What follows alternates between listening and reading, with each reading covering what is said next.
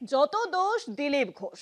হ্যাঁ, আবার এই কথা বলা ছাড়া আর কোনোই যে উপায় থাকছে না। এক সময় যে দিলুদার হাত ধরে বাংলার ঘাঁটি গাড়ল বিজেপি, সেই তাকেই একবারও ডাকা হলো না প্রধানমন্ত্রীর সভায়।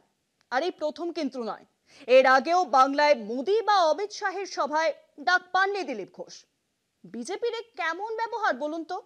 দিলীপ যদিও ডুগডুগি হাতে রাস্তায় নেমে একটা প্রতিবাদ করার চেষ্টা করেছিলেন, কিন্তু দলই শেষ পর্যন্ত দিলীপের ডুগডুগি বাজিয়ে দিল। যদিও দলের একজন সাধারণ কর্মী হয়ে মোদির সভায় যাবেন বলে ঠিক করেছিলেন দিলুদা, কিন্তু শেষ পর্যন্ত বাতিল করতে হলো তাও।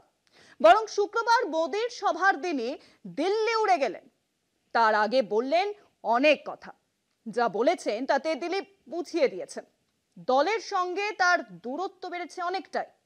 মোদির সভায় দিলীপকে আমন্ত্রণ না জানানোয় আরো খোলসা হয়েছে বিজেপির ঘরোয়া ফাটল।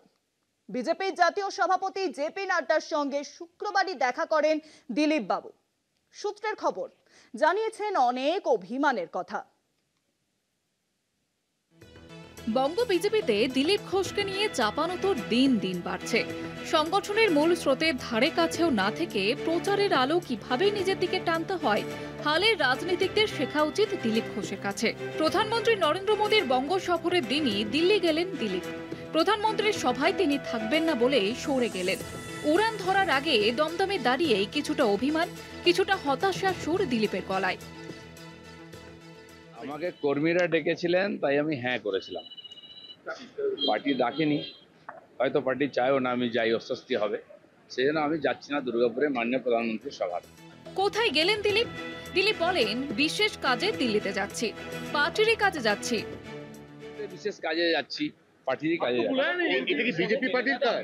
এটা কি বিজেপি পার্টির কাজ? পার্টির কাজে যাচ্ছি। পার্টির কাজ বলছেন বটে দিলীপ বাবু, কিন্তু বঙ্গ বিজেপির একাংশ বলছেন কোন পার্টির কাজ?